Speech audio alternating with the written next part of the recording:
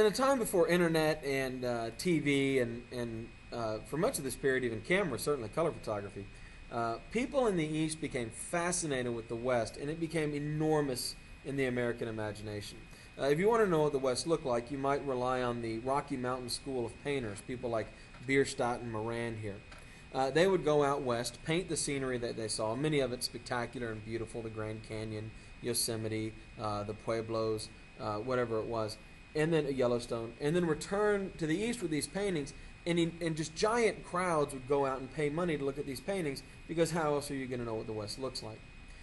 This will begin to inspire tourism to the West. And this is really the beginning of large-scale American tourism. It's going to get much, much larger scale. But if you were wealthy, you might take a trip out west and check it out. In the 1880s, we begin to see resort hotels pop up around the major attractions. For example, that picture on the bottom there, the black and white one, that's one of the early hotels in the Grand Canyon. And so if you lived in New York and your family had some money, you might jump on a train. The railroads, of course, advertise this heavily, and ride out and see the Grand Canyon, see Yellowstone, and see the Native Americans. Here are some Native American tribes who are paid to kind of interact with tourists. All of this leads to the myth of the cowboy. And Easterners, who of course by now are working jobs where they punch a clock, begin to romanticize the free-spirited life of the cowboy, where you just get up every day and do whatever you want. A major moment here is Owen Wister's novel, 1902 novel, The Virginian. The cowboys came to symbolize a freedom from social constraints, a closeness with nature, and violence is the solution to your problems, which is, of course, has long been a great American fantasy, that you could just shoot everybody you don't like. Cowboys come to be imagined as naturally decent, brave, and compassionate. And Western themes begin to dominate pulp novels, children's literature, in theaters, plays, stuff like that. And even serious literature becomes concerned with the Wild West. It's all nonsense, really. I mean, cowboys were not particularly decent. It was nowhere near as violent as it was imagined to be. They weren't blessed with some sort of insightful insight into the way the world worked. In fact, The Virginian in Owen Wister's novel doesn't really say anything.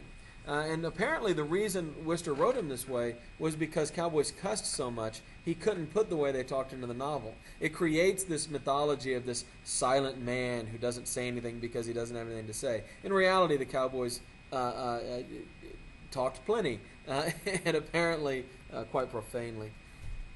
But this is the mythology of the West, which is going to dominate American popular culture, really, all the way up into the 1960s. The Wild West show. These were shows, like a circus kind of, that would travel through the East to try to give Easterners an idea of what the Wild West was like. The most popular, but not the only one by any stretch, was Buffalo Bill Cody's Wild West show. Buffalo Bill Cody had been a buffalo hunter, a Pony Express rider, and an Indian fighter. And he developed this show that he would travel around the West. It was extremely popular, and you would go there, and they would do roping tricks and trick shooting. Annie Oakley was one of his big attractions. This was a young girl who was a crack shot with a pistol.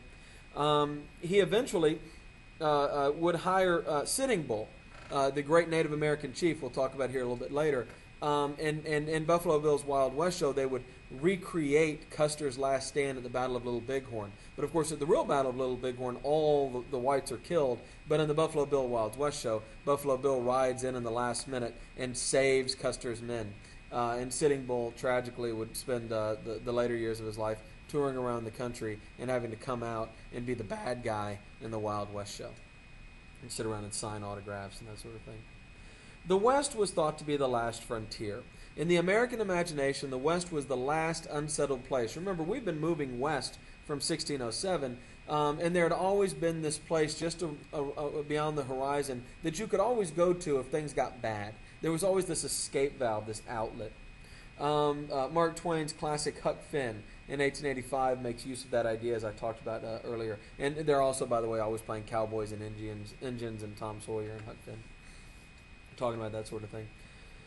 And there was this real idea of the civilized world of the East versus nature in the West. And nature, of course, was glorified, it was exciting, it was dangerous, it was interesting, and it really captured people's minds.